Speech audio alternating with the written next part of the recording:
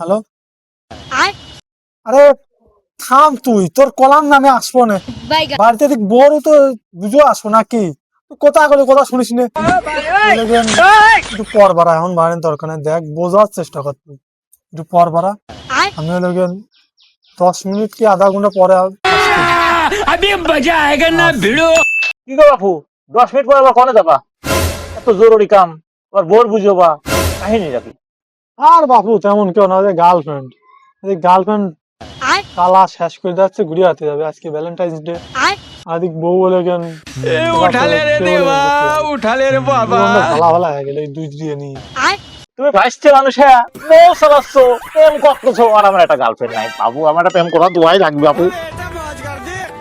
বাপু কি কও, তুমি সিঙ্গেল আছো, ভালো আছো, এই জ্বালাই শেষ করে দিলাম। মিয়া মানুষ হলে কিন্তু জিলাপির মতন সুজা, সাপের মতো হলে কেন ভদ্র, শিয়ালের মতন সাধু, আর মরিচের মতন মিষ্টি। এই শয়তানের আরো শয়তানের মতন ভদ্র।